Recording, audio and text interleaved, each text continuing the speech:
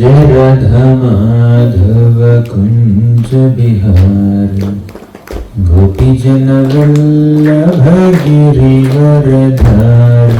जय राधा माधव कुंज बिहारी गोपी जन वल्लभ गिरिवरधारी। जय राधा माधव कुंज बिहारी गोपी जन वल्लभ गिरिवरधारी।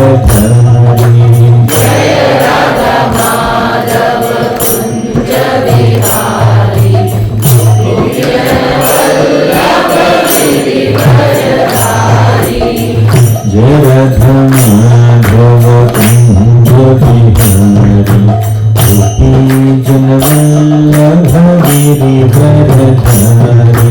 जय राधा माधव कुंज बिहारी गोपी जन वल्लभ गिरिवरधारी। यशोदनंदन भज जन रंजन। यशोदनंदन भज जन रंजन। यशोदनंदन भज जन रंजन।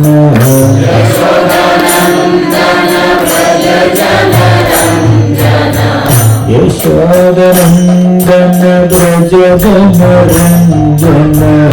यशोदनंदन भज जन रंजन।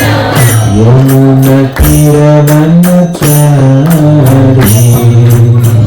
यमुना तीरवनचारी। यमुना तीरवनचारी। यमुना तीरवनचारी। जय राधा माधव कुंज बिहारी गोपी जन वल्लभ गिरिवरधारी। जय राधा माधव कुंज बिहारी गोपी जन वल्लभ गिरिवरधारी। जय राधा माधव कुंज बिहारी गोपी जन वल्लभ गिरिवरधारी। जय राधा माधव कुंज बिहारी गोपी जन वल्लभ गिरिवरधारी। जय राधा वल्लभ राधा वल्लभ राधे। जय राधा वल्लभ राधा वल्लभ राधे। जय राधा वल्लभ राधा वल्लभ राधे।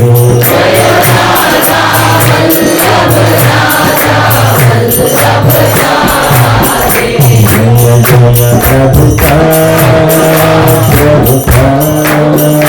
प्रभुपा जय जय प्रभुपा। जय जय प्रभुपा प्रभुपा प्रभुपा जय जय प्रभुपा। ओम नमो भगवते वासुदेवाय।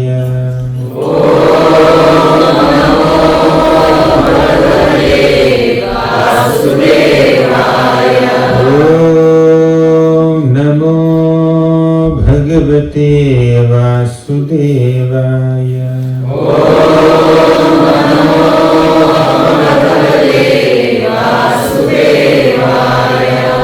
नमो भगवते वासुदेवाय।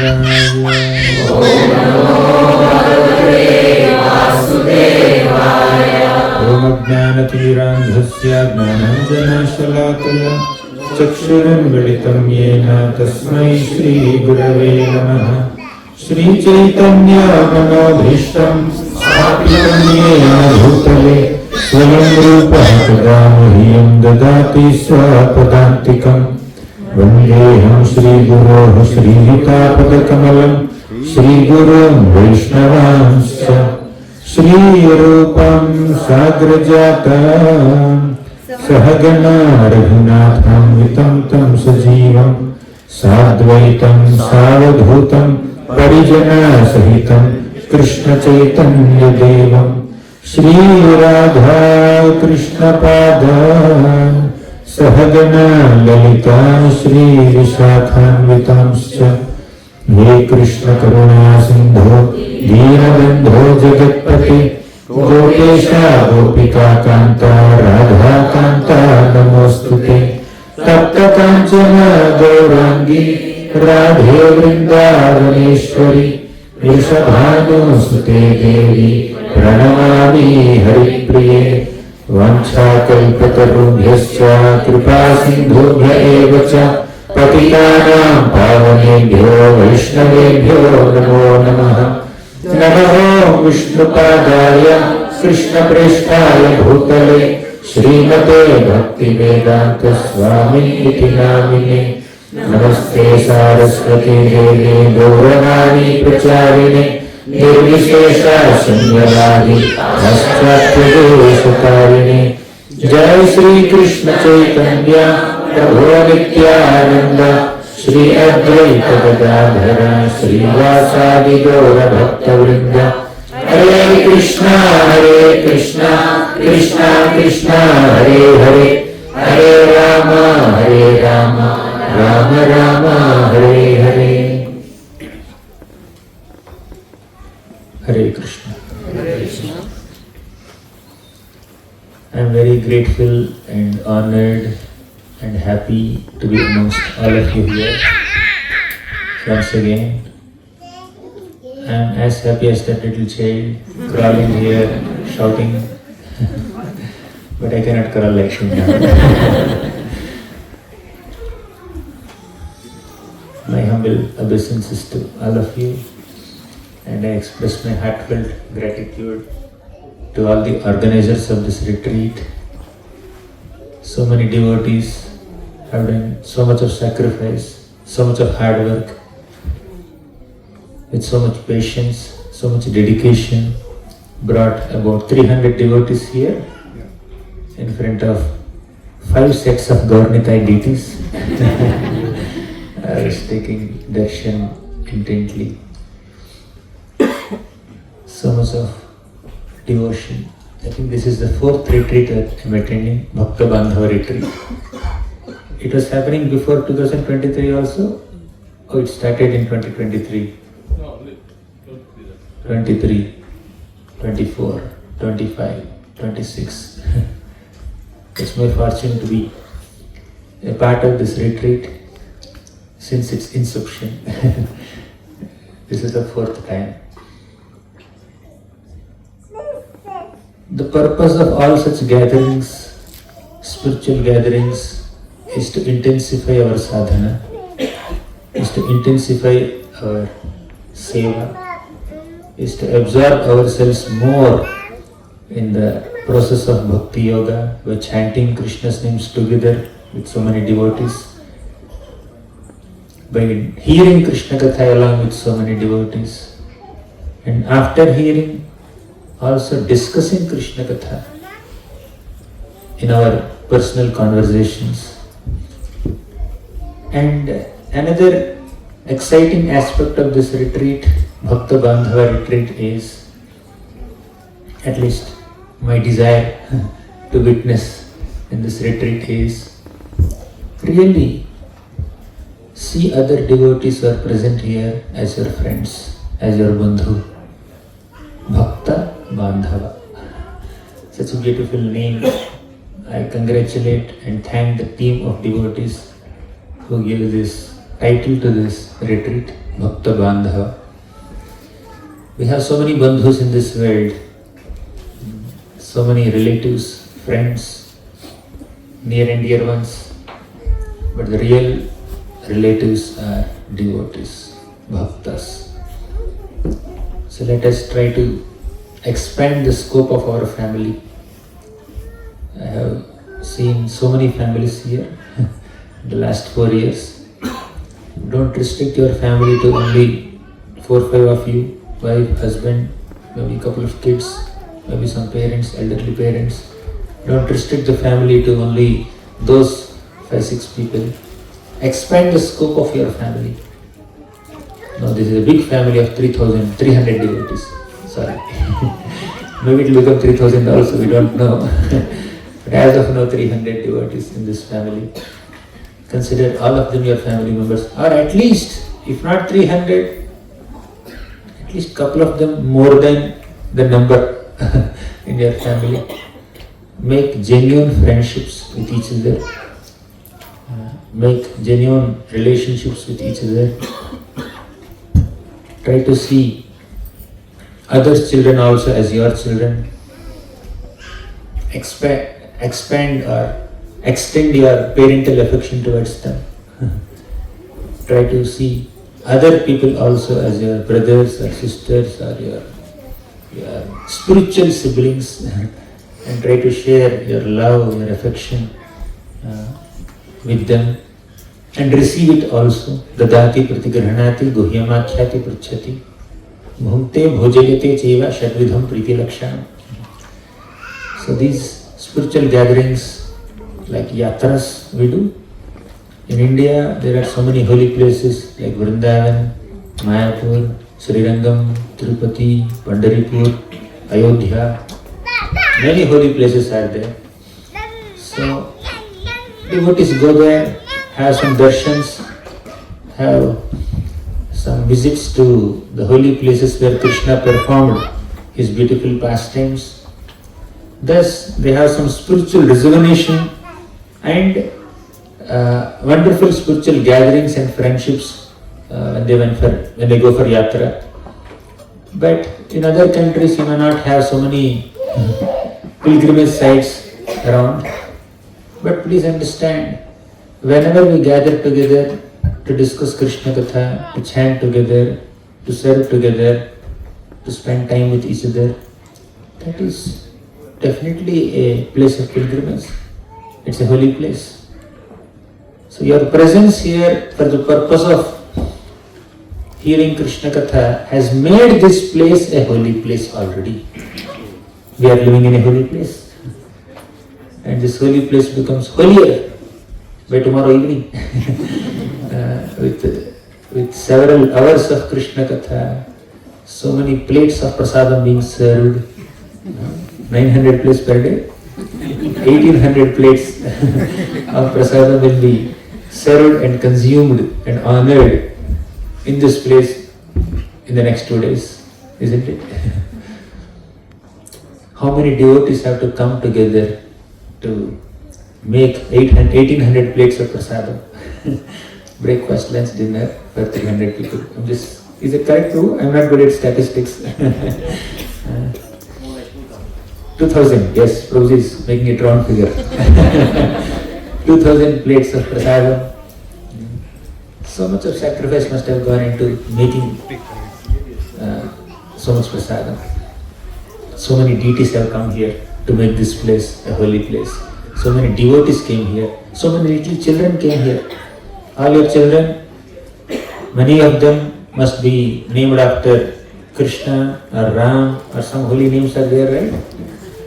And as they are playing in this nice meadows and gardens, they keep calling each other, isn't it? Oh Govinda, come here. Narayana. Hari. Haridev. Okay, he must be playing somewhere. Gopal. So as they are addressing each other, they are just chanting the holy names of Krishna, isn't it? This entire campus is vibrating with the sounds of Krishna's holy names by your children, enthusiastically, isn't it?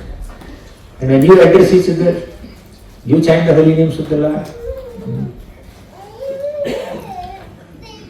And when we are sitting here inside this auditorium, which is very warm amidst this cool atmosphere, we are discussing Krishna Katha, Rama Katha.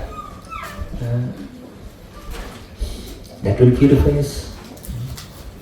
Srimad Bhagavatam says, Nayatra Vaikuntha Katha Sudhapagana Sadhavo Bhagavatashtadashriyam Nayatra Yajnesha Makhana Hotsava Suresha Loko Pinasai Vaisevyatam Nayatra Vaikuntha Katha Sudhapaga means the place where the stories of the Lord of Vaikuntha are not being discussed. न यत्र वैकुंठ कथा सुधापगा न साधवो bhagavatastashraya. The place where devotees who are discussing his glories are not present. न yatra yajnesha matha mahotsava. The place where great mahotsavas means great celebration is not being done to glorify Krishna, to worship Krishna. That place is not worthy of residing. Means a place becomes worthy of residence only when there is Krishna Katha, only when there is Sadhu Sangha, and only when there are festivals glorifying Krishna, celebrating Krishna's pastimes or Krishna's appearance. This is Srimad Bhagavatam 5th canto. Nayatra Vaikuntha Katha Sudhapaka. Vaikuntha Katha means the pure glorification of Krishna. Sudhapaka means a river. The river of nectarian Krishna Katha is flowing at that place. That's the worthiest place to reside. So, Bhagavatam makes it very clear repeatedly that the best place to go is the place where Krishna Katha is happening. The best association to aspire for is where there are Vaishnavas chanting Lord Vishnu's names, Lord Krishna's names. So we all have come here on a great pilgrimage for just a couple of days. It may be short. The duration of this retreat may be very short, only 2 days. Today morning to tomorrow evening. But the more we get absorbed in this retreat, in the spiritual activities that we are going to do at this retreat, the more we expand its influence and impact for a longer time to come. You may spend only 2 days here, but if you are very conscious in spending your time here, these 2 days will become 20 days or 20 weeks or for 1 full year also. The vibrations, the inspiration that we gather here, the bhakti that we performed here will be with us within our hearts for several days to come ahead. That's how we need to. That's okay, Prabhu. Now we pity today. You want to recite some shlokas? We have kept some shlokas here so that we can see and recite. But if should we keep PPT? Okay then.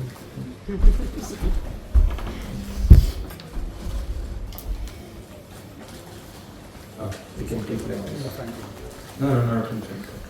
Should be out of vision.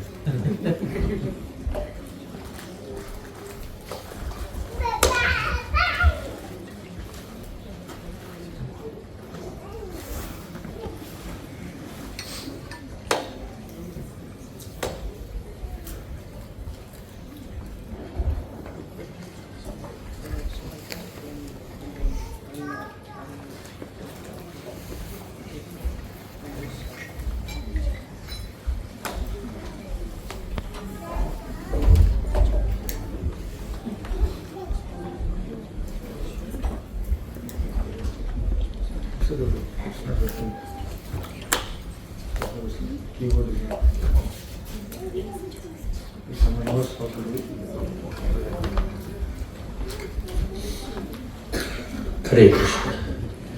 So, I was asked by the organizers of this retreat to speak on reversals.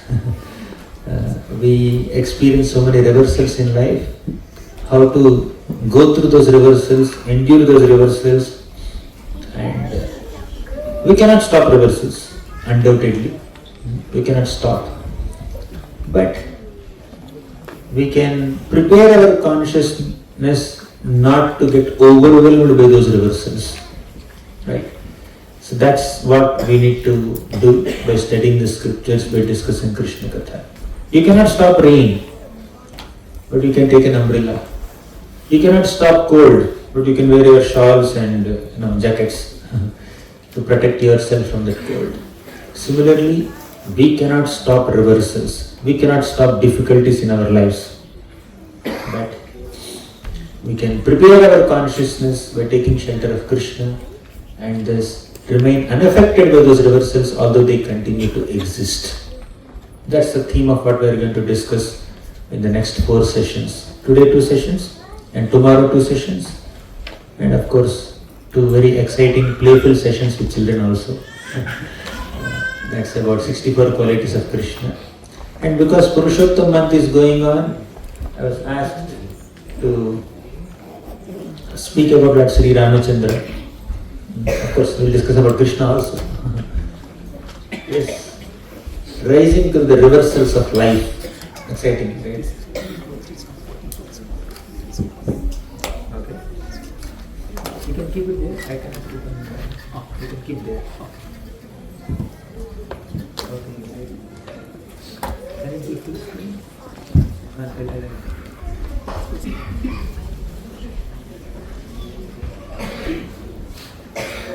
Okay, great. You're able to see the screen, right? Yeah. Let's begin our session with this beautiful prayer. I hope you're able to see the shloka. Shri Rameti Janardhaneti Jagatam Natheti Narayaneti. Shri Rameti Janardhaneti Jagatam Natheti Narayaneti. Anandeti Dayapareti Kamala Kanteti Krishneti Cha. Anandeti Dayapareti Kamala Srimannama Mahamritabhimahari Kallalamagnan Muhar.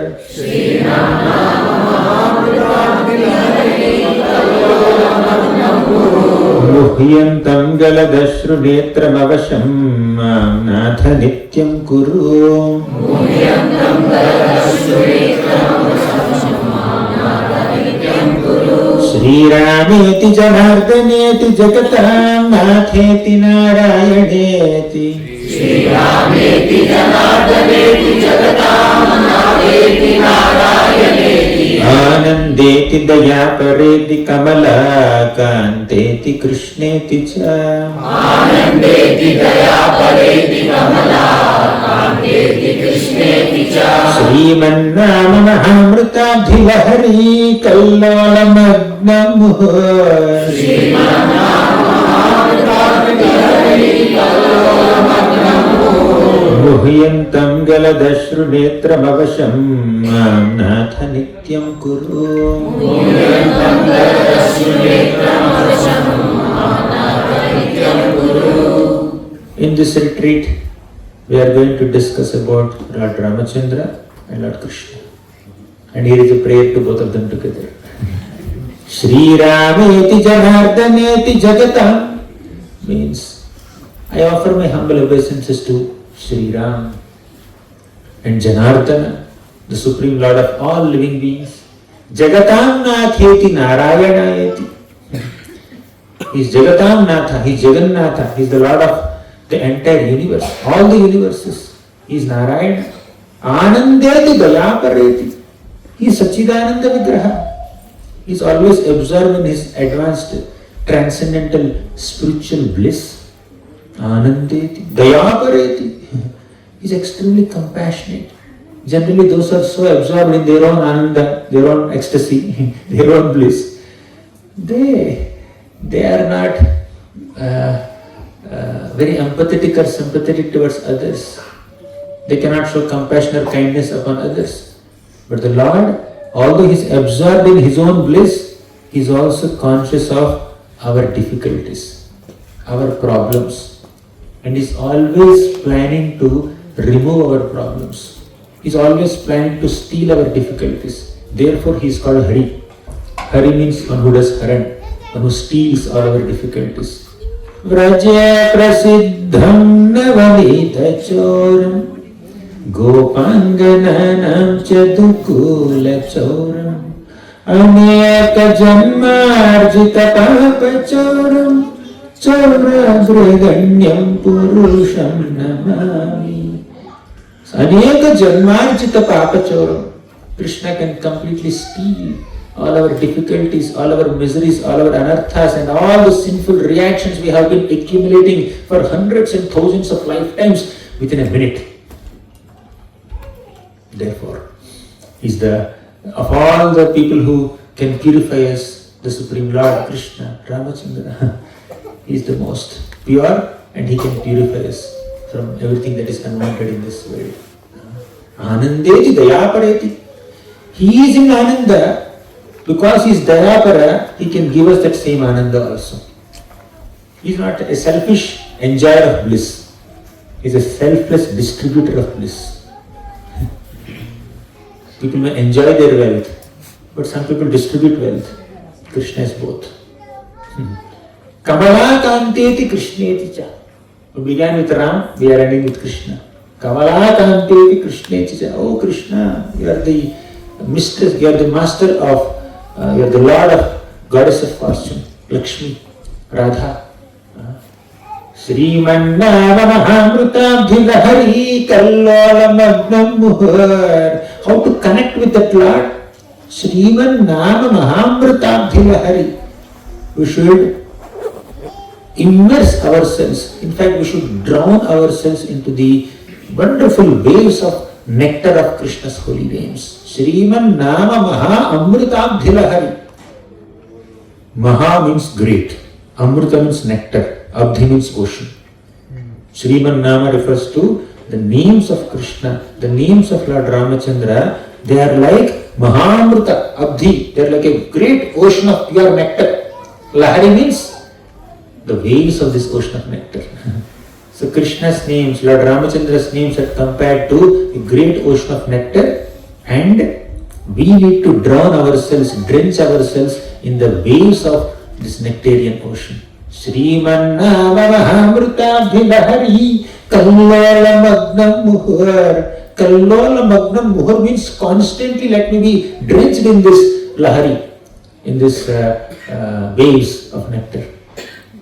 We are here to absorb ourselves in the waves of the nectarian ocean of Krishna's names, Krishna's pastimes.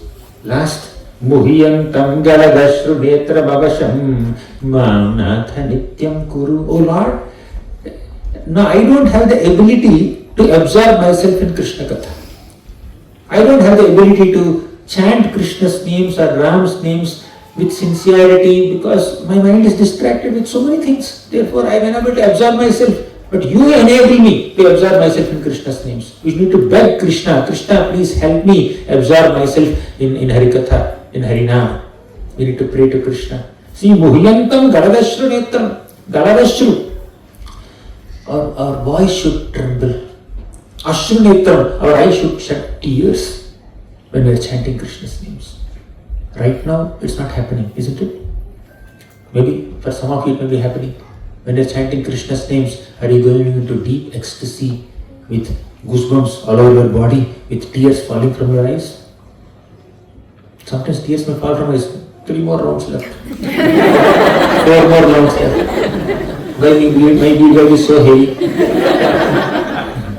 Why am I unable to chant 16 rounds early in the morning? Why I am dragging these rounds till 8 p.m., 9 p.m., 10 p.m.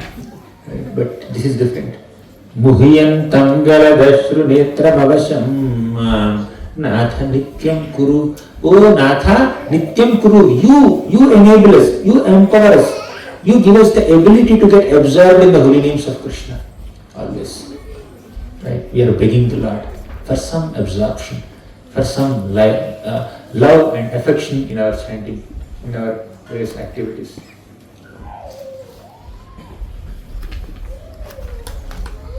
So we are going to discuss about various reversals that we are going to face. I tried to divide Ramayana into 4 parts. And in each part of Ramayana, one aspect of reversal is being addressed. So what's the time now and how much time do we have? We are going to begin now. If only we can approach the life's reversals in the right spirit, those same reversals can become stepping stones of a solid purpose, a deeper character, and a lasting success. Lasting success means not a momentary success where you feel, I'm happy, I'm this, I'm great like that, but you experience that bliss of success, spiritual success for a long time. But that success has its foundation in how we approach a reversal. Right. Let's recite this one more shloka because we are going to discuss Ramayana, something specific about Lord Ramachandra. ध्यायेदाजानुबाहं धृतशरधनुषं बद्धपद्मासनस्थम्.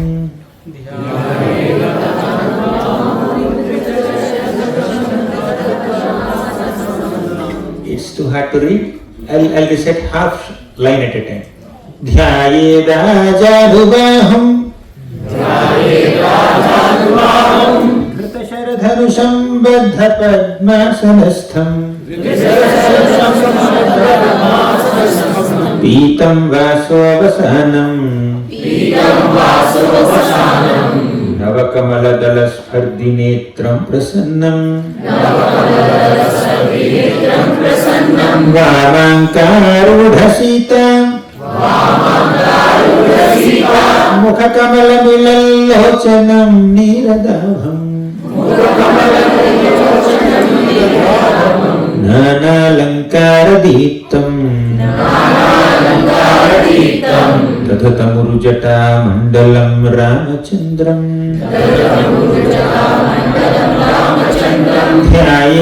ध्यायेदाजानुबाहं धृतशरधनुषं बद्धपद्मासनस्थम्.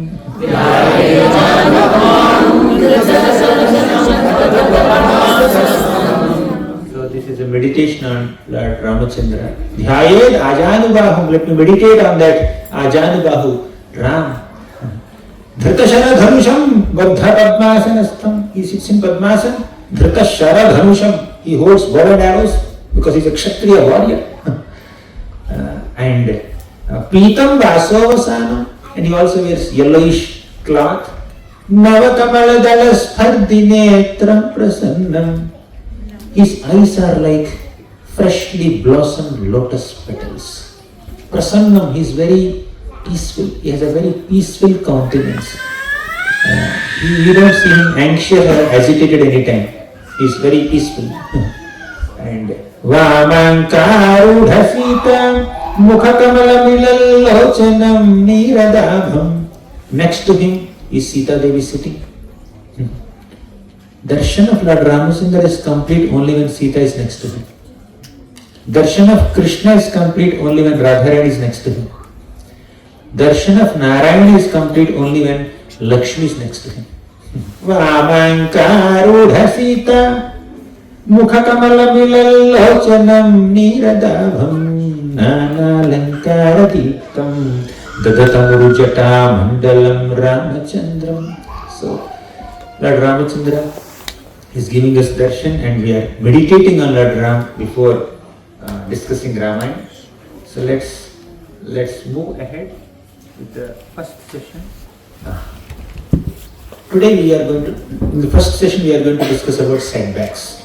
You know setbacks, right? Obstacles, problems, difficulties.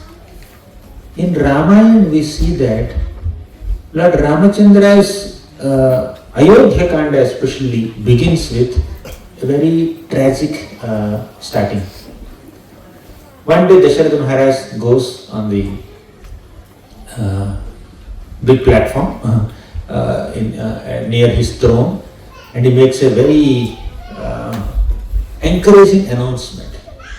He says, "My dear Ayodhyavasis, my dear great citizens of Ayodhya, I have been ruling this kingdom for hundreds of years. Now I am very much tired. Now, my dear son, my eldest son Lord Ramachandra is ready to take up this kingdom. So, he is very virtuous, he is very powerful, he is well trained in all military arts, he is well trained in all Vedic knowledge also. So, I am planning to coronate Lord Ramachandra as your ruler. Are you okay with it?" And all the ministers and citizens told Dasharatha Maharaj, "Dasharatha Maharaj, what are you asking? Are we okay with it? We would say in these hundreds and thousands of years of your rule as a king of Ayodhya, this is the best decision you have ever taken."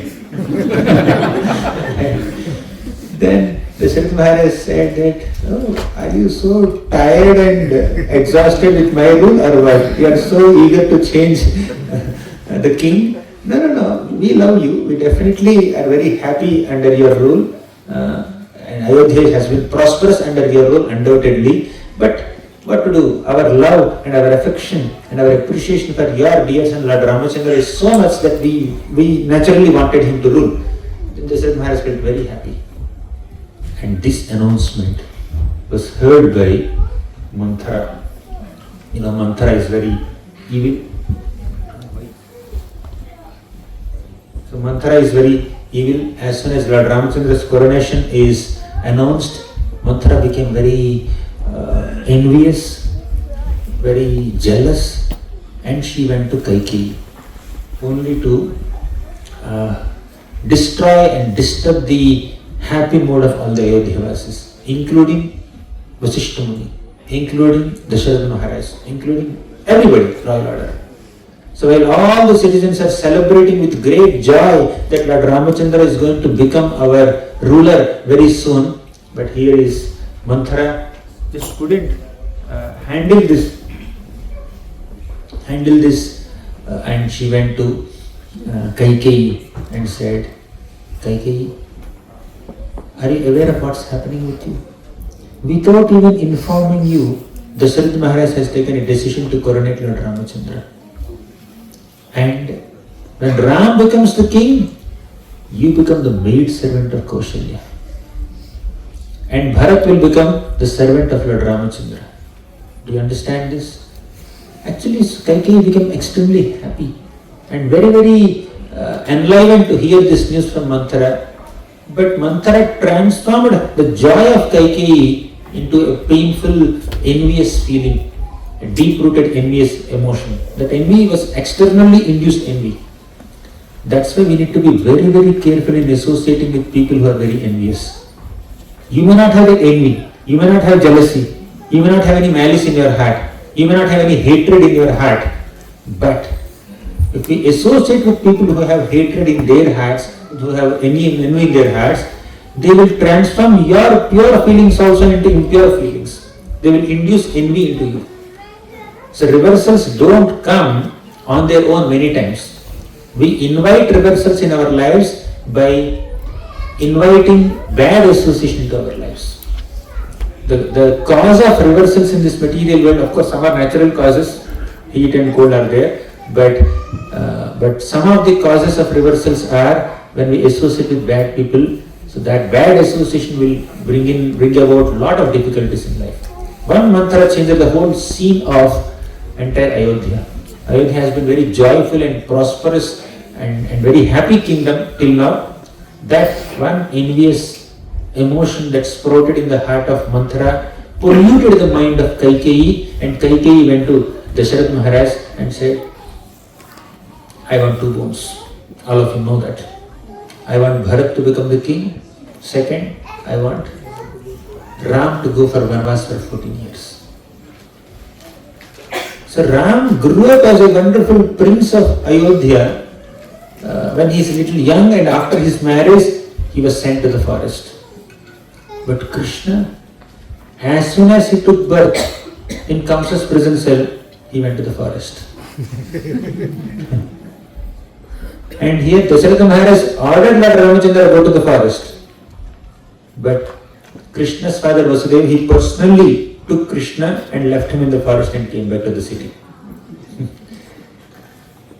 In this material world, even if the Supreme Lord has to take the form of a human being, he has to undergo some difficulties. He need not.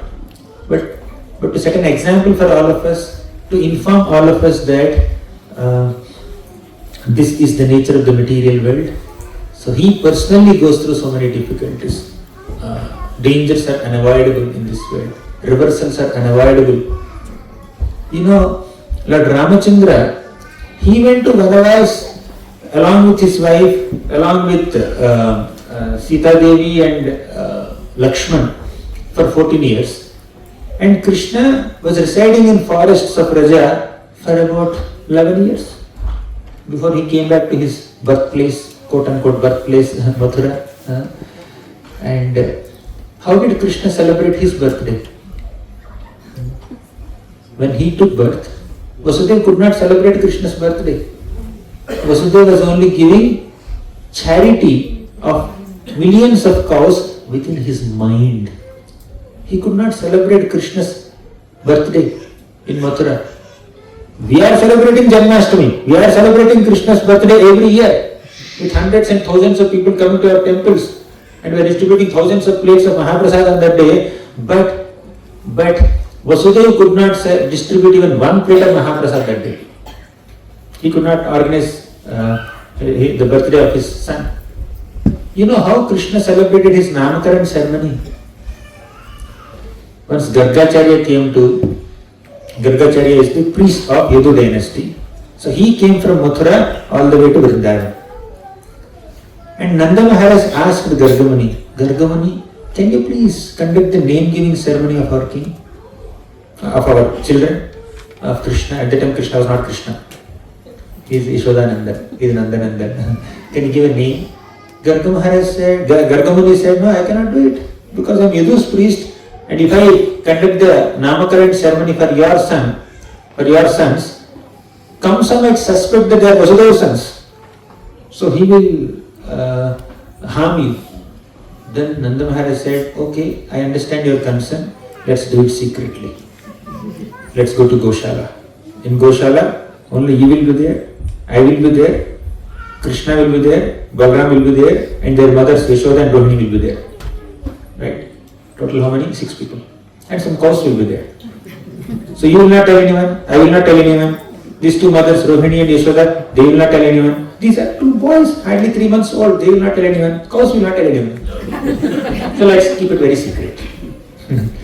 So thus, Krishna's Namakaran ceremony happened in such a low profile, hardly anyone was watching. Secretly it happened. And Krishna's birthday was not celebrated. Naming ceremony is not celebrated.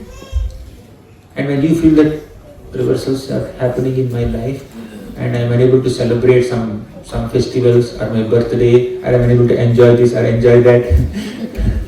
See, Ram lived such a poor life for 14 years. In comparison to what Ram went through, Sita Devi went through, Lakshman went through, he couldn't sleep only 14 years. Lakshman. Compared to the reversals that they faced, what are our reversals? Compared to the austerities that Krishna did, in one sense, what are our austerities? So, as long as we are living in the material world, reversals are inevitable, so we cannot avoid them. And sometimes reversals can come through our own family members. Even our own family members and those people who love us, who care for us, who are supposed to love and care for us, they themselves may create reversals in life. Krishna's own maternal uncle caused problem in his life. Ram's own stepmother caused problem in his life. Sometimes problems may not come from outside sources. Our own family members can create problems. Our own family members can create big problems for us. Maybe some people may have realizations also. Sometimes we perceive that our family members are creating problems. We may perceive. But in Ram's case and Krishna's case, it's not a perception, it's a reality. Kaikeyi actually caused biggest problem in Ram's life, and Kamsa caused greatest problem in Krishna's life, and Kauravas caused greatest problem in Pandava's life. All family members only. Right? So, then announcement. Citizens of Ayodhya, Ram is not going to become our king. Within a few hours, announcement changed completely. Just few hours back, one announcement is that Ram is going to be our king. And within few hours, Ram will not be the king. Ram will not be staying in Ayodhya only. Next 14 years he is out of Ayodhya. That's the nature of this material world. So don't be surprised. When nothing wrong is happening in your life, then you be surprised. When something wrong is happening in your life, you understand it's normal. It's normal. So, Darshan Maharaj could not even communicate. He could not communicate to Lord Ramachandra. Yes, I am obliged to fulfill the promise of Mother Kaikeyi. Ram, you are supposed to go to Vanvas. Darshan could not say it. In fact, some acharyas say that Darshan Maharaj told Ram, yes, I am obliged to her, this is my promise, and because I am the king and I am the father and you are obliged to follow my order, I understand that, but I give you license, I give you liberty, you please deny my order. You please reject my order. You reject me as a father, you reject me as a king, you reject the boon that I have given to Kaikeyi, you don't have to act according to it. Ram said, no, I cannot do that. I will uphold dharma. When my father has given a promise, it is my responsibility as a son to uphold that promise, to act according to that promise. It's not my father's obligation only, it is my obligation also. So the reversals that come in our lives give us great opportunities to cultivate the spirit of sacrifice, to cultivate the spirit of selflessness, and to also cultivate some humility and tolerance and live for others' welfare, not only for our own selfish enjoyment. We are not meant to live only for ourselves, we are meant to live for others also. So Ram was ready to go for Vanvas. And Sita Devi volunteered, I will come with you.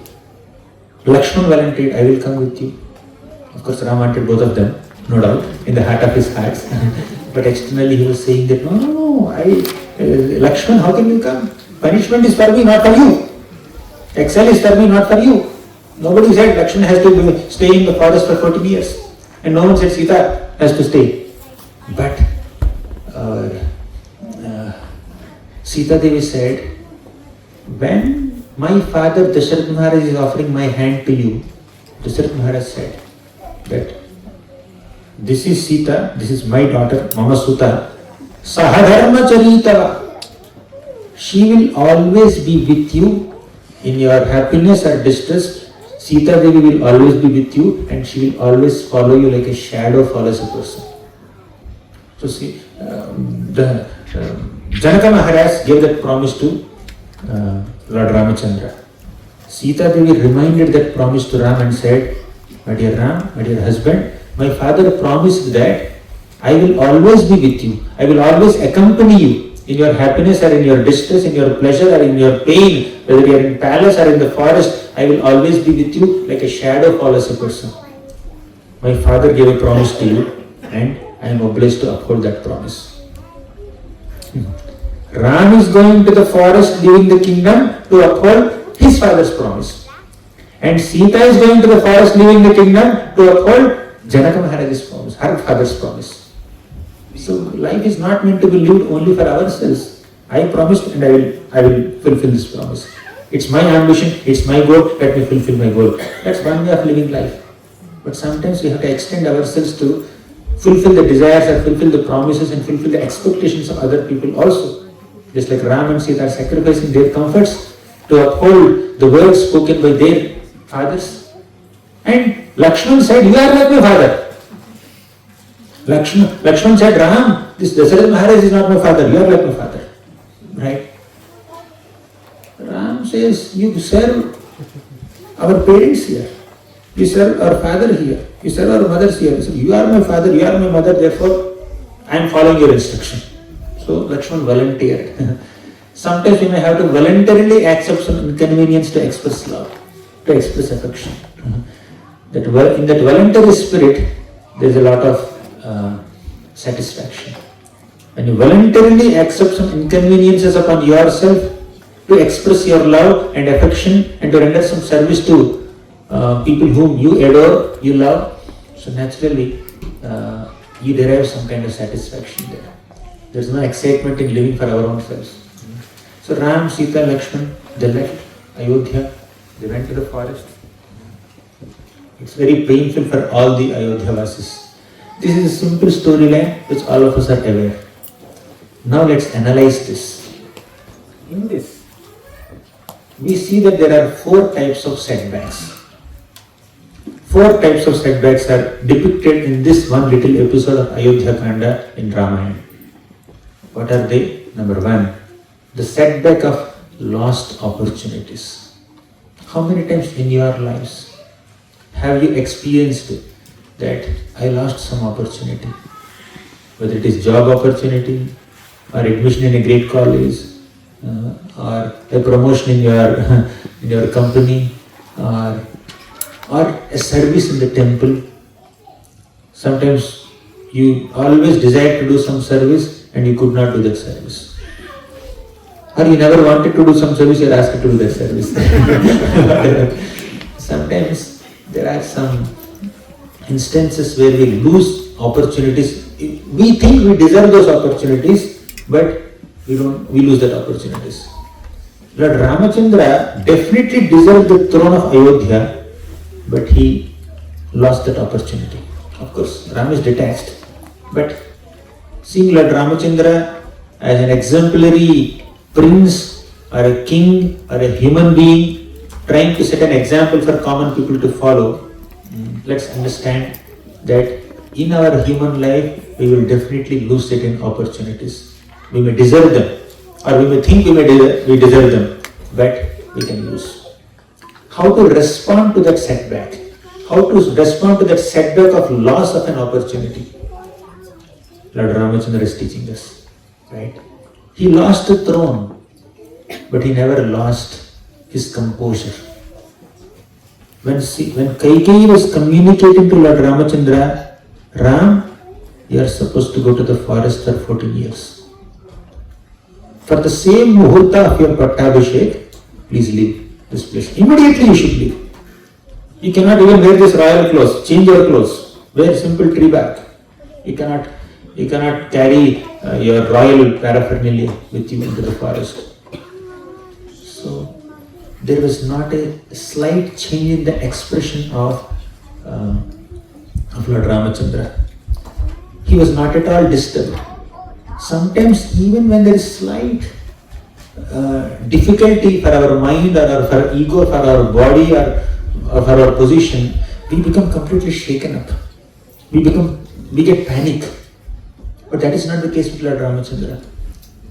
Not only the Lord, his devotees are also exemplary like that. Ambarish Maharaj, he was fasting for Ekadashi. On Dvadashi day, he was about to break his fast. Then who came? Durvasa Muni came. And Durvasa Muni said, Ambarish Maharaj told him to take a meal. Durvasa Muni said, let me take a bath, complete some rituals on the bank of Yamuna, then I will come and take meal. And he was delaying so much. Just to honor this Ekadashi Vrata, Ambarish Maharaj took one drop of Charanamrit. Little bit of water, that's all. That's all Ambarish Maharaj did. And Durvasa Muni, with his mystic powers, he came to know that Ambarish Maharaj drank little water to break his fast before feeding his guest, Brahmana guest. And Durvasa Muni became furious and he created a fiery demon holding a trishul to kill Ambarish Maharaj. There was no change in the expression of Ambarish Maharaj. Ambarish Maharaj did not move an inch from where he was standing. If this is the treatment that I deserve for offending this Brahmana, for angering this Brahmana, let me die. If this is what Krishna has planned for me, let me die. That was his mood. We cannot imitate Ambarish Maharaj. And we don't recommend that you behave like Ambarish Maharaj when somebody is unnecessarily exploiting or troubling you. But see the principle there. See the composure of Ambarish Maharaj. See the calm mindset of Ambarish Maharaj. And try to learn that. You may respond sometimes. Ambarish Maharaj did not respond. By the way, if another Kshatriya had attacked Ambarish Maharaj with his sword or bow or arrow, Ambarish Maharaj would have picked up his sword and he would have attacked. But in front of him, there was a sannyasi. In front of him, there was a Brahmana. In front of him, there was a guest. Ambarish thought that he is a Brahmana, I am a Kshatriya. He is a sannyasi, I am a Grihastha. He is the guest and I am the host. So let me tolerate. On those grounds, he just said, okay, let me tolerate. But although this Vaishnava Ambarish Maharaj was willing to tolerate, he did not tolerate. Krishna did not tolerate. He sent his Sudarshan Chakra to kill Durvasa Muni, and you know what happened. He did Brahmanda Brahman for 1 year and finally he fell at the feet of Ambarish Maharaj and he got some shelter. So point is, Lord Ramachandra was very composed and calm and sober and dignified, and he responded to this reversal with a very dignified and composed mindset, just as Amrish Maharaj also did.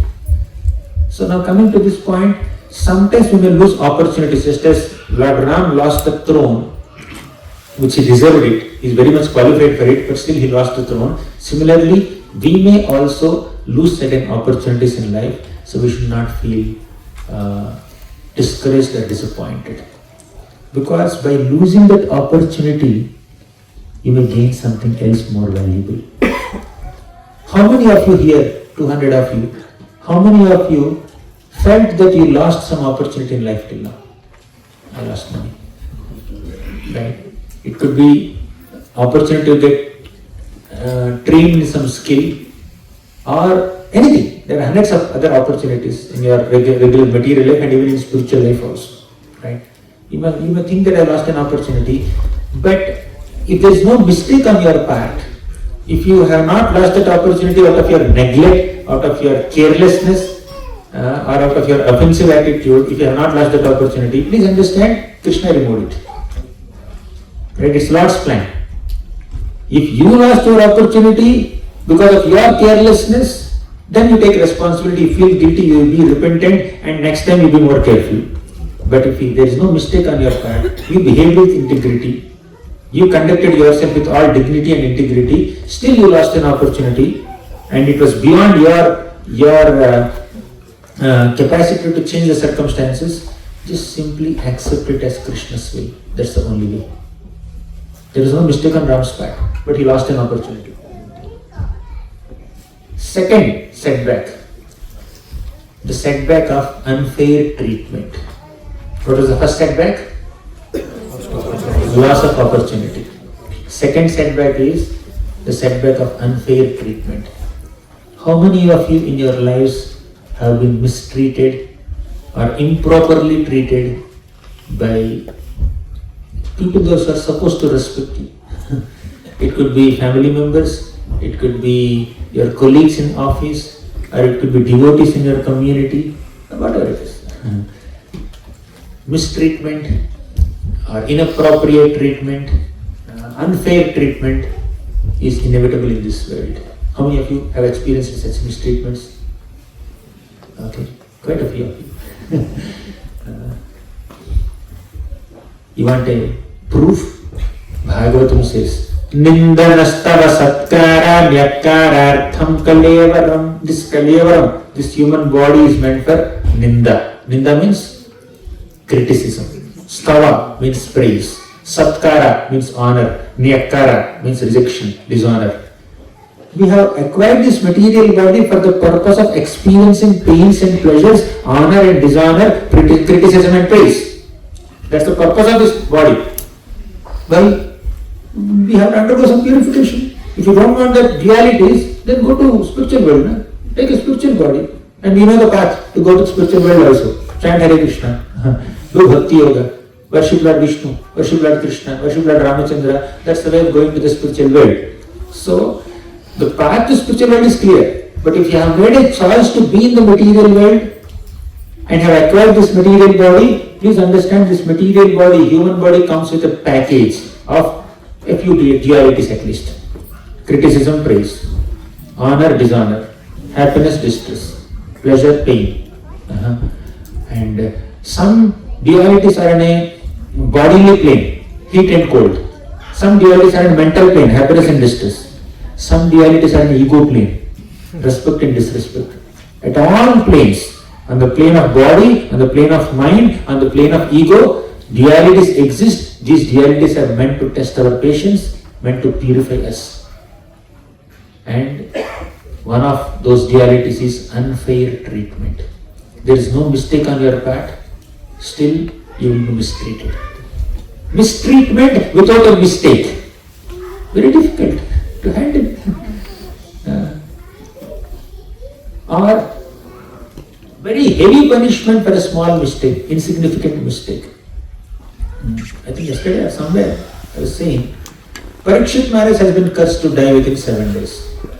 What's the reason?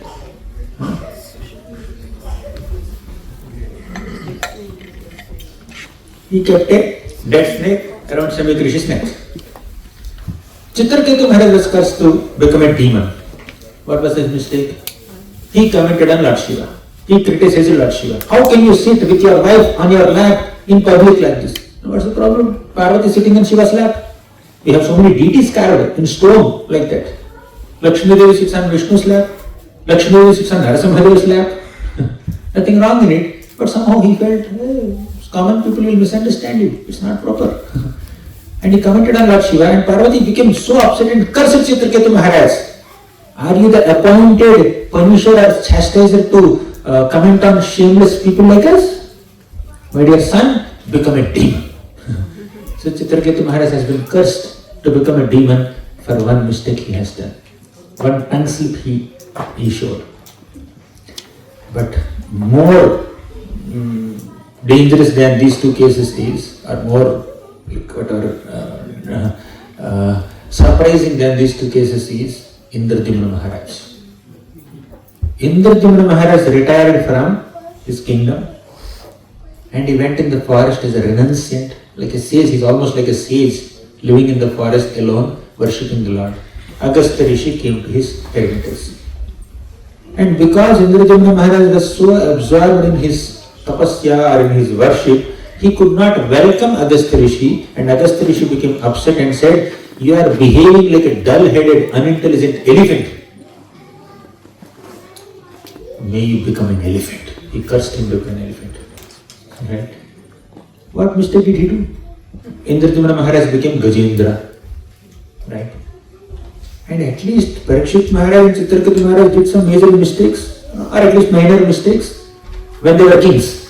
But this person, he is not even a king. He retired. He is renounced now.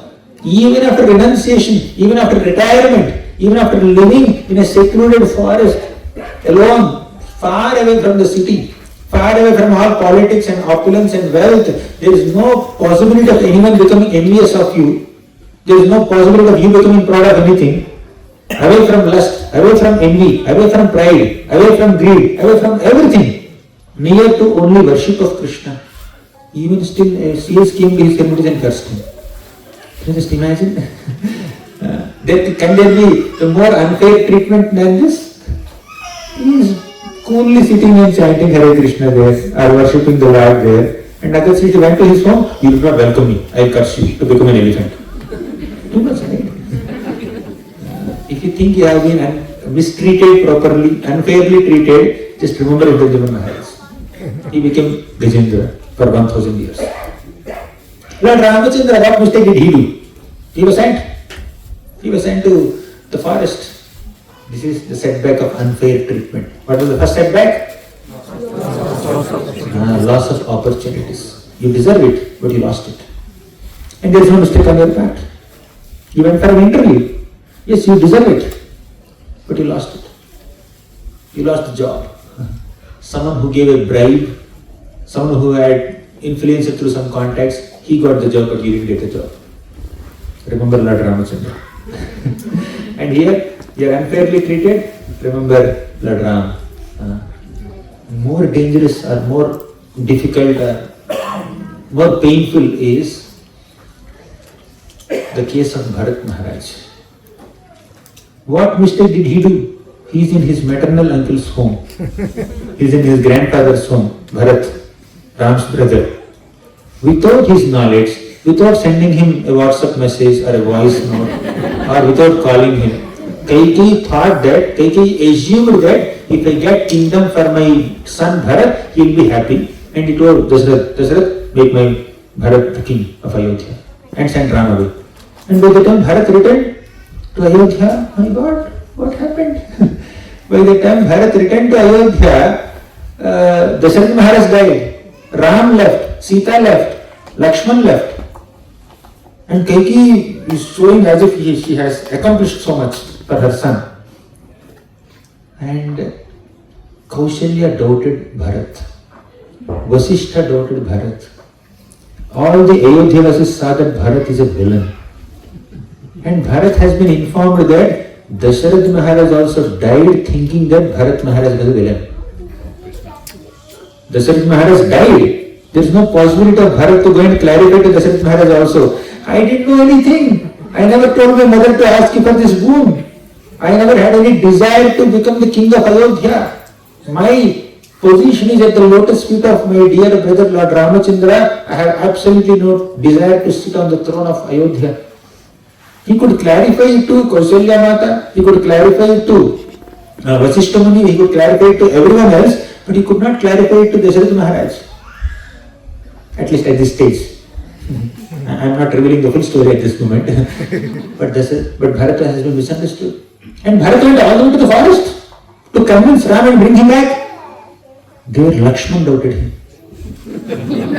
Lakshman said, Ram, just give me one order. Just say yes. I will finish Bharat. I will kill Bharat.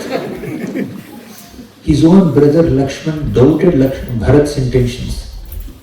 Can there be more unfair treatment than this? All the Ayodhyavasis, unanimously, they are considering Bharat as a great villain, and it is only because of Bharat that Ram has been sent to Vanavas.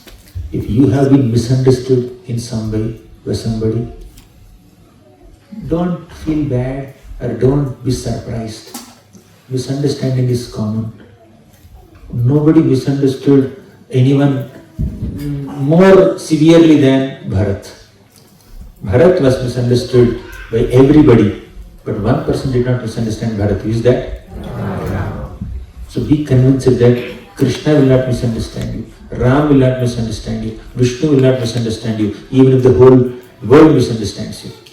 Right? That's the setback of unfair treatment. Third, setback of unexpected change.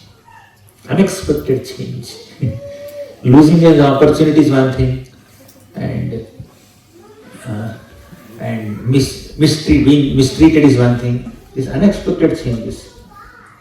Within few hours, like Ram, who was supposed to become the king, he became a Vanavasi.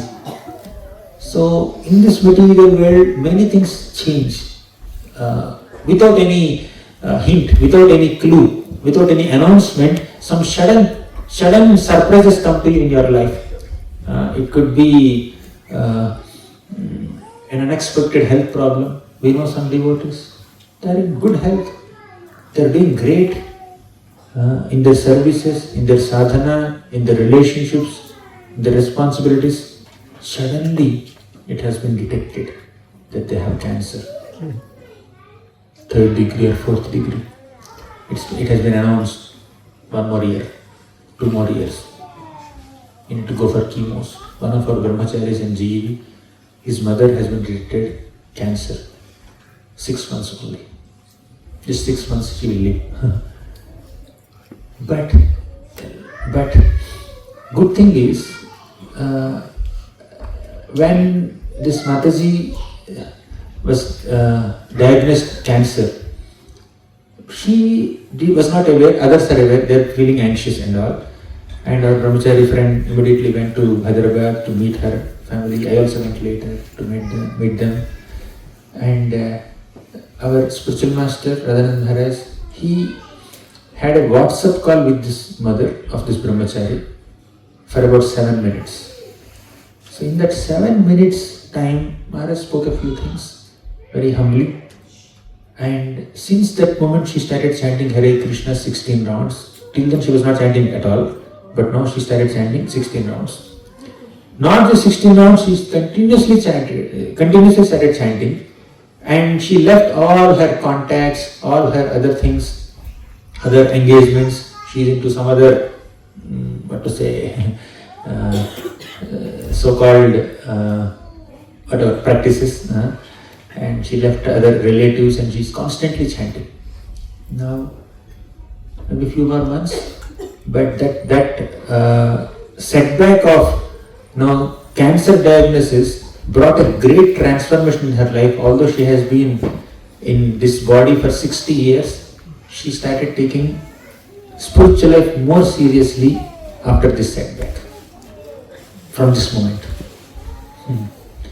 So, you see, sometimes a setback can come in our life, an unexpected change can come in our life, And that change can bring about a great transformation in our life, and that will be a path for positive change.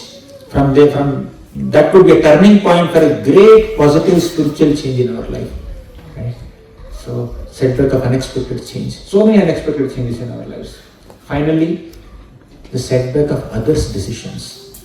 Many times we experience so many pains and so many setbacks not because of our decisions, because of others' decisions. It is Manthara's influence. It is Kaikeyi's decision. Why Lord Ramachandra is here? Someone else has taken a decision. Someone else has decided to do some things in a certain way, and you are the victim. You are not the culprit, but you are the victim. So, it could be parents, it could be elders, it could be teachers, it could be bosses in our companies, right? They may not always take great decisions sometimes. And if their decisions are influencing their lives only, still okay. But when you are in a leadership position where your desire or your decision is influencing 10 other lives or 100 other lives, you need to be very careful in taking the right decisions. But what to do? Some people who are in influential positions may not take the right decisions at the right time, and that will impact the lives of 100 people. Let me give an example. Ajamil took a decision to associate with that lady, with that maid servant whom he has seen. You know that story, I will not repeat. Right? All of you know Ajamil's story? Yes. Ajamil, when he was coming back from the forest, he saw one maid servant in a very inappropriate manner behaving with another man. Somehow Ajamil became attracted to her and he rejected his parents. He rejected his chaste wife, beautiful wife coming from a respectable Brahmanical family, and he brought that maid servant and started staying with her. His decision affected his own life and also affected the life of his wife and his parents. Maybe 3-4 people are affected, that's all. But Diti, Kashyapa Muni's wife, Diti, she went and united with her husband at an inappropriate time, at Sandhya time. Husband is saying, please, this is not the right time. Please don't do this. This is not the right time. But she pushed him. And as a result of her wrong decision, influenced by lust, influenced by envy towards her co-wives, she gave birth to 2 demoniac sons, Hiranyaksha and Hiranyakashipu. They tormented the entire universe. One wrong decision made by Diti and one wrong approval given by Kashyapa Muni to that decision, to that proposal. Kashyapa Muni could have said no. He said no, but he was not strong enough to say no. When somebody is speaking something inappropriate, doing something inappropriate, you cannot mildly say no, especially when you have the authority and responsibility to correct them. You have to strongly say no. But he couldn't do that. Because of that, my God, Hiranyaksha and Hiranyakashipu were born and they tormented the entire universe. And a little 5-year-old devotee Prahlad also. When we are in an influential position, when we are in a very great leadership position, when our decisions impact the lives of 10 people, 100 people, 1,000 people, we need to be very careful in conducting ourselves. That's why people who are not self-controlled, people who are not detached, are not given that leadership positions in the previous ages. Why Drona did not train Ekalavya in military arts? Because he did not have self-control. Right? Many people blame Dronacharya. Oh, he is a sincere disciple, he should have given it. Fine. It's not about what background they are coming from. It's about what consciousness they have. Dronacharya is such an impartial person, Brahmana, that he taught military arts to Drishtadyumna, knowing very well that Drishtadyumna has taken birth to kill him. Why would he reject Ekalavya? Many people blame. People make movies also on this. Right? All sympathy card goes to Ekalavya and then Arjuna becomes a villain. But in reality, Dronacharya is such a unbiased Brahmana, at least in this case. Drishtadyumna came begging for education And Dronacharya knows that Drishtadyumna is meant to kill me. Draupadi Maharaj conducted a sacrifice and gave birth to Drishtadyumna specifically for the purpose of taking revenge on me. But still, he deserves it. He is a bona fide Kshatriya, he deserves this knowledge, let me give this knowledge. And he is such an unbiased person, he did not reveal these military secrets even to Ashwatthama as much as he revealed to Arjuna. Because he knows Arjuna utilizes all this military knowledge for dharma. But Ashwatthama does not have that self-control. So Dronacharya was hesitant. Of course, he also has attachment to Ashwatthama. There is a wrong side on his part also, but I am telling there is a noble side on his part. Let's not ignore that. Right? So anyways, coming back to this, when the main principle is, when we are in an influential position, leadership position, we cannot take wrong decisions and impact other people's lives negatively. And Manthara, Kaikeyi's decision impacted entire Ayodhya. And Dasaratha Maharaj lost his life also. And Ram has to go to Vanavas because of that. Sometimes we become victims of others' wrong decisions. And don't be very disheartened when it happens. It's a part of life. Accept it. Matra sparshastu kaunteya sitoshna sukha dukkhadaha agamapayino nityastam sitikshasva bharata. So, Krishna already declared right in the beginning of Bhagavad Gita, happiness and distress come and go. You should have the readiness to tolerate them. Be patient and not get overly affected by it. So many setbacks. First setback? Lost opportunity. Second? Unfair treatment. Third? Unexpected changes in life. Fourth? Others' decisions. Others' decisions also will influence us, not only our decisions. Right? So our decisions, we have some control. At least let's focus on that. But when we are experiencing some difficulties because of others' decisions, say the Prime Minister of the country will take some decision or the Chief Minister of the state will take some decision, you just have to follow. What can you do? But let's see the responses to all the setbacks. We have seen 4 types of setbacks from the Ayodhya Kanda of Ramayana. We discussed the Ayodhya Kanda slightly, and we have seen 4 types of setbacks. So how did the characters of Ramayana respond to that? Let's see. Ram accepted it with a dignity, without any complaints. Because when you can protest against adharma, you have to do it. But sometimes something inappropriate happens through people whom you cannot confront. Ram would never give a promise to someone that sent someone else for 14 years to the forest. But Dasaratha Maharaj did it. When Dasaratha Maharaj did it, because Dasaratha is his father, king, Ram just accepted it. Right? Ambarish Maharaj would never kill somebody for breaking Ekadasi fast before feeding a guest. But because Durvasmani did it, Ambarish Maharaj accepted it. So although when we are in a position, we will not be taking that decision. But if someone else in that position is taking that decision, and is very senior, and is very powerful or whatever, he has certain, is in a respectable position, we may have to tolerate it and accept it. Instead of confronting or going against them. Sometimes it's like that. If Ram has told Dasaratha Maharaj, you are not supposed to give this promise. Now Gen Z will speak that.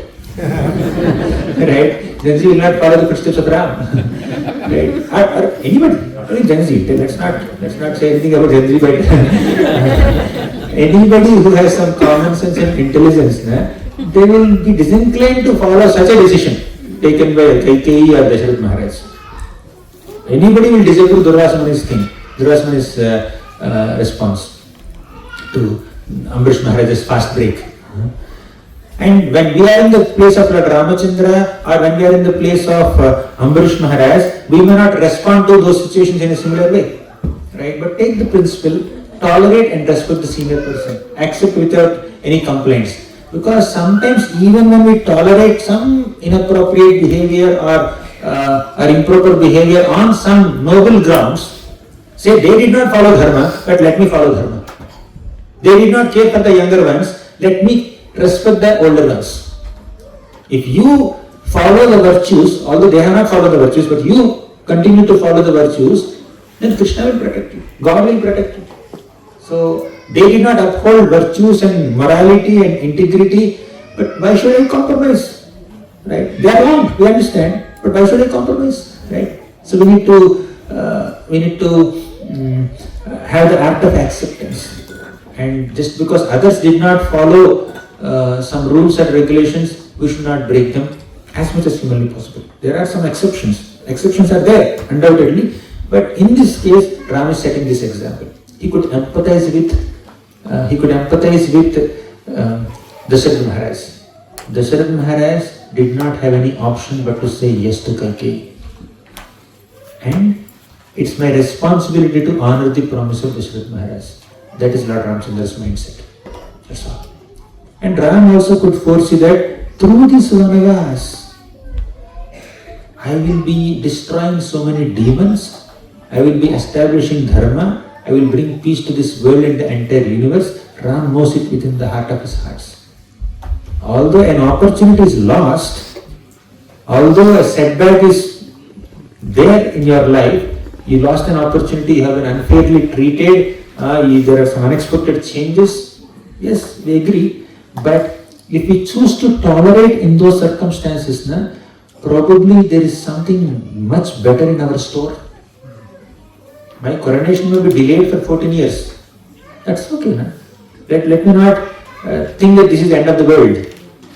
Ram had that integrity, Ram had that maturity and wisdom to understand that although this is inappropriate, still if I tolerate this inappropriate treatment, unfair treatment, unexpected change, there will be a lot of positive change in this world and this universe with the death of Ravana. Ram could foresee that. So similarly, when we face some unexpected calamity or reversal or a setback or unfair treatment or unexpected change, or when we lose an opportunity, instead of impulsively responding to it, let's pause and think. Let's try to see the whole situation from a higher perspective. Let's see higher perspective. This is inappropriate, that's very clear. But is there any higher plan of the Lord? Why did He make me lose this opportunity? Maybe He wants to give another opportunity to me.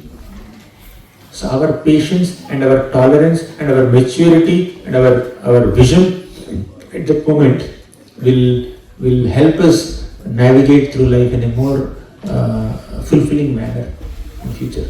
We cannot be impatient at that moment. Yes, you may be right, but just wait. Don't immediately respond.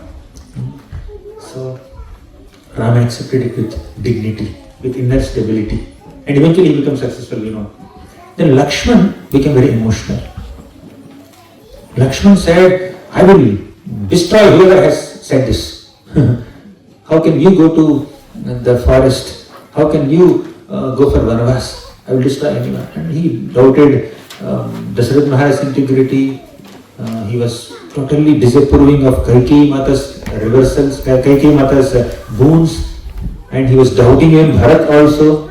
So Lakshman became little impulsive. Of course, he is the eternal associate of the Lord, but while acting as a human being, younger prince, younger brother of Ram, out of affection for Ram, Lakshman became very impulsive. So strong emotions are very natural, but we need to have some friend, some well-wisher, some older brother or younger brother who can pacify our emotions, who can control our emotions, who can regulate our emotions. Whenever we are going out of control in expressing our emotions, they may be valid, but is it required to express it now? Probably patience is expected than confrontation from me in this moment. Lakshman could not think like that, but Ram made Lakshman think like that. The situation is so intense that we want to confront. We want to just teach a lesson to them. How can he do that to me? Pause, it's okay. Tolerate it, no problem. Something intense you should not tolerate, but where is it coming from? Coming from my own father. He's my well-wisher. I cannot confront. It's not coming from a demon. Right? When Ram and Lakshman were wandering in the forest, so many demons came in front. Kabanda came, Surpanakha came, Ravana, Maricha, Khara, Dushana, so many people came there. Lakshman could become excited and then be impulsive or kill them. That is fine. In a war, it's fine. But where is this setback coming from? My own father, my own mother, stepmother, my own family, my own Ayodhyasis. So let me be tolerant. See, what happens is, when we have been mistreated by somebody who is supposed to love us or who loved us so much earlier, all the love and affection that they showed upon us till now is forgotten. Now they did a mistake. For example, you have a friendship with somebody for 10 years or 20 years. Today, he behaved inappropriately with you. He said something or he did something which is not very fair. And now, instead of condemning him, you just pause and think, should I tolerate or break this friendship? 20 years friendship. How can I lose this 20 years of friendship, 10 years of friendship for this one wrong thing he has done? So we should have that patience. We should have that integrity to think. If a demon comes and attacks, that's a different thing. But Lakshman was supposed to think that this unfair treatment is coming from Kaikeyi Mata, who loved Ram more than her own son. It's coming from Dasharatha Maharaj, who loved Ram more than his own life. How can I immediately condemn them? Just because they told Ram to go to the forest for 14 years. Getting right? Some people have always been bad with us, we need to do the needful with them. But some people have been very nice to us for a long time and now they did something wrong, something inappropriate. So this one inappropriate act or decision or interaction with this one person should not destroy our lifelong friendship, lifelong relationship. Many times long-term relationships are also broken with one misunderstanding, one mistreatment, one word that is spoken inappropriately, one act that is done inappropriately. Let's not allow one little interaction, unpleasant interaction to destroy your long-term friendship. So let's not impulsively react to things. Let's maturely respond to moments like this. Ram showed that maturity, Lakshman was impulsive. But because of Lord Ramachandra's presence, Lakshman was controlled. Another hidden lesson here is, you may have an impulsive nature. Fine. You may not overcome it also. But always ensure that you have a friend next to you or you have a well-wishing devotee next to you who can control you whenever you are impulsive, whenever you are going out of control, whenever your emotions are going out of control. Lakshmana was about to kill Bharat, Ram controlled him. Lakshmana was about to confront with Dasharatha Maharaj, Ram controlled him. So that anger is appropriate in a different context, but when you are dealing with someone who is very dear to you, although they did mistakes now, but they have done so many good things for you till now, how can you forget all of them? It's worth tolerating their inappropriate behavior once for all the love and affection they showed upon us for the last 10 years or 20 years or 30 years or 40 years, whatever. It's not worth breaking a relationship just for one unfair treatment. Okay, let's go. Is it okay, understandable and relatable? Or am I being heavy? Now another character of Ramayana, Bharat.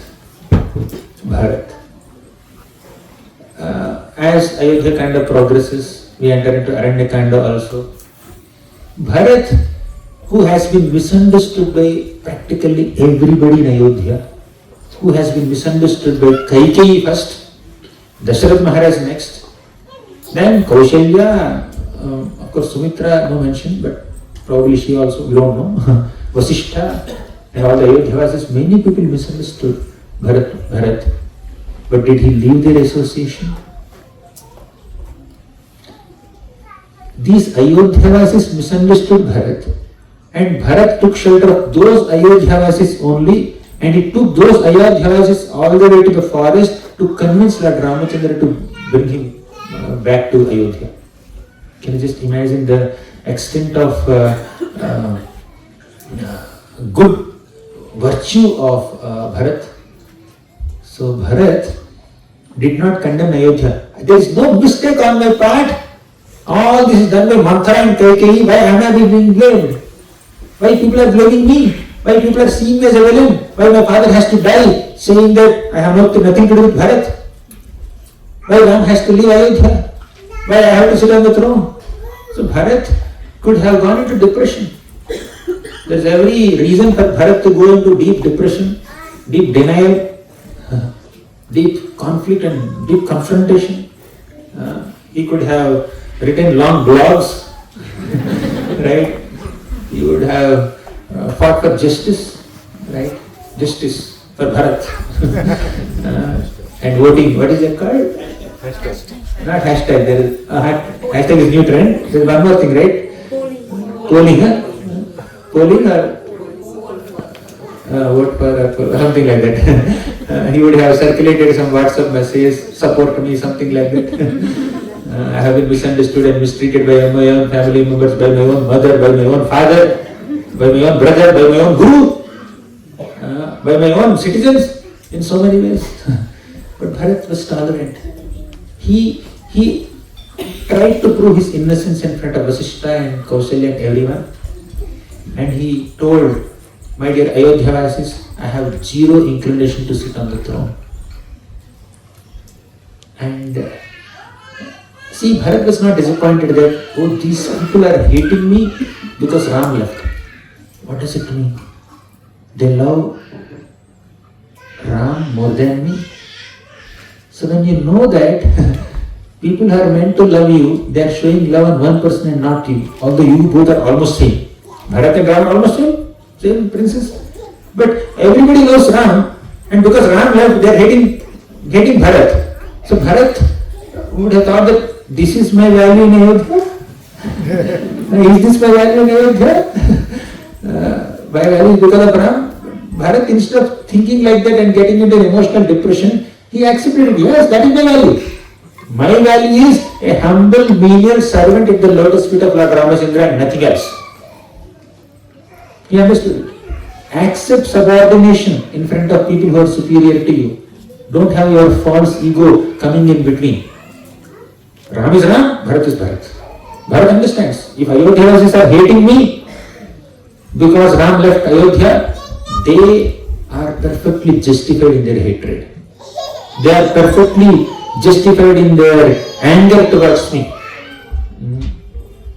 Because I am insignificant.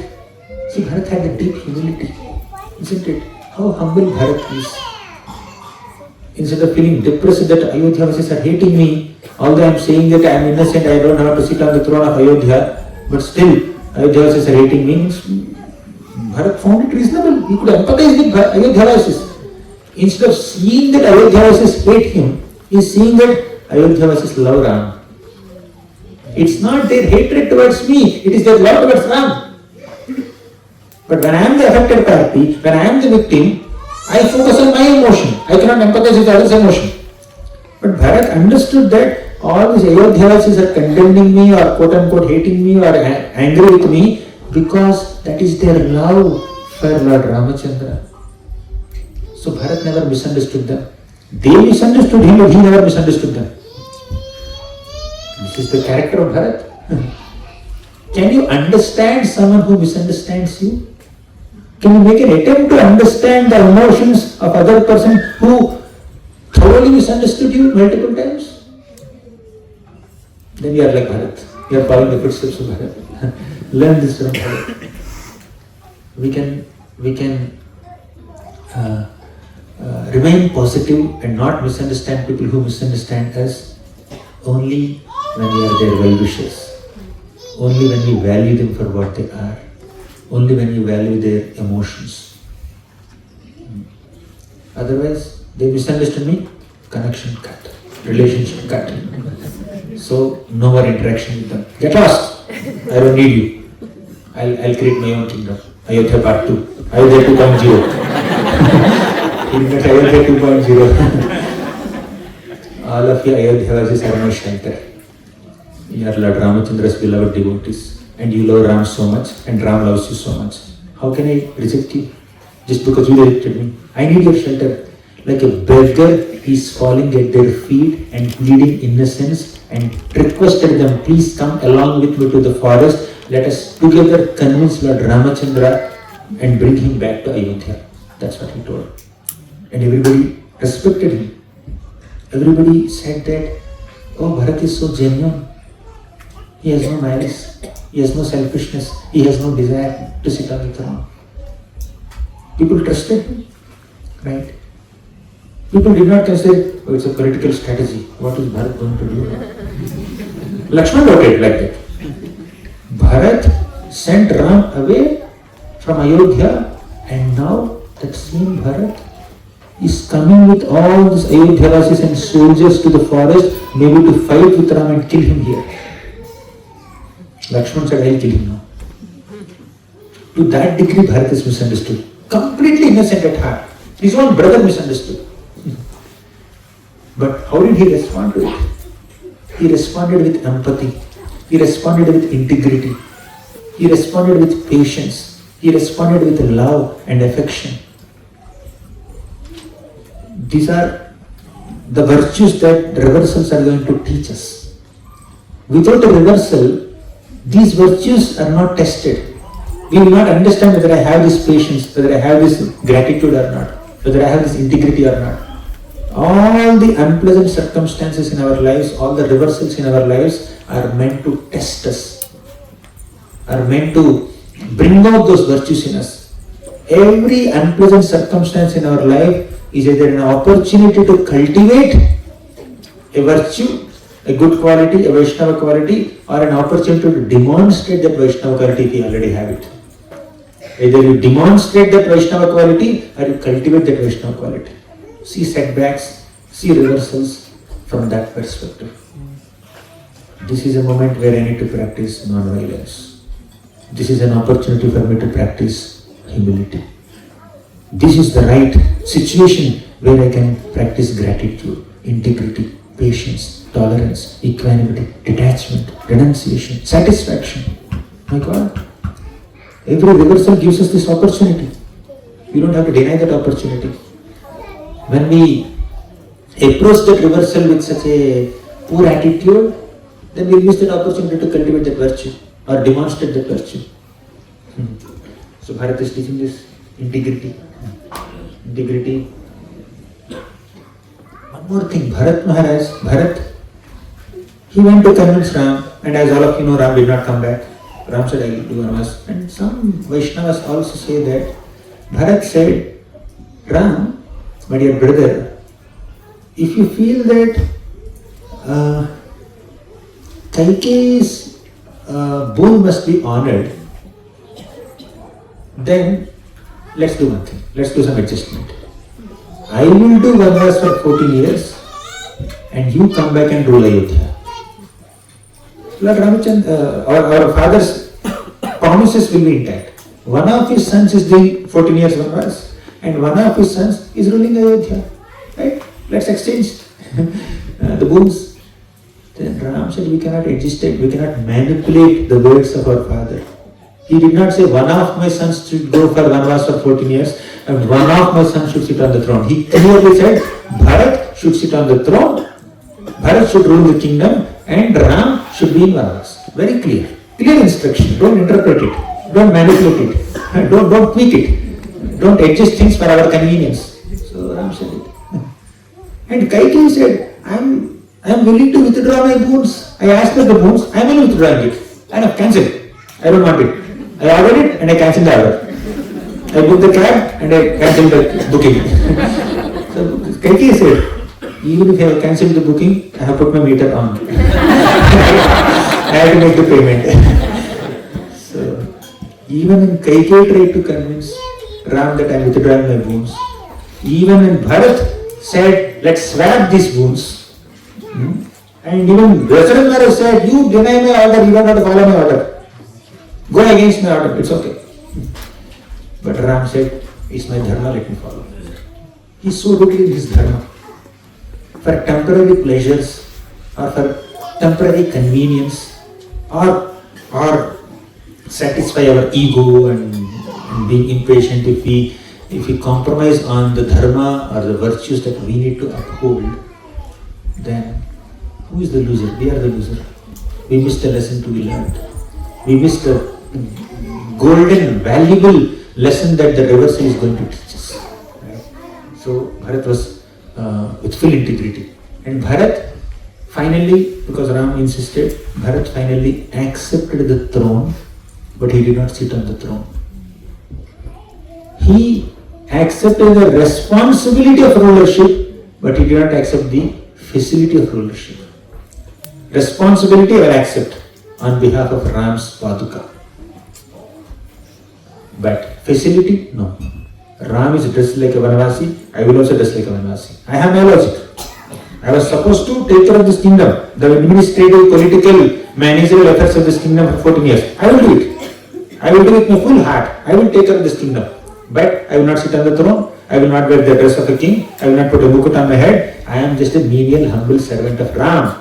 Let me remain like this. That is Bharat. Such sacrificing spirit. Now you see, Kaikeyi and Manthara must have acted inappropriately. But if they have not acted like that, can we witness the glorious character of Ram? Can we learn these lessons from Lakshman's behavior? Can we learn these lessons from Sita Devi's behavior? Can we learn these glorious lessons from Bharat? We would have missed all of it. Right? Therefore, even if somebody is behaving in an inappropriate manner, we should not hate them. Don't hate Manthara, please. Don't hate Kaikeyi, please. Don't act like them, don't follow them, but don't hate them. Because all these characters, whether they are behaving positively or negatively, they are acting as instruments in the Lord's hands, in the Lord's plans, to train us. What is the purpose of Lord Ram's incarnation? Yes, definitely the purpose is Paritranaya Sadhuna Vinayashaya Dushkritam Dharma Samsthapana. Definitely that's the purpose. But another purpose is, Bhagavatam says, Martyavatarastviha martya sikshanam rakshobadhayaiva na kevalam vibho. Martyavatarastu iha martya sikshanam. Lord Ramachandra appeared as a human being in this world to do sikshan, to give training to all the human beings in culture, in dharma, in values, in virtues, in ethics, in morality, in principles, in integrity. He wanted to train all of us in all these values. That's why he took birth. He appeared.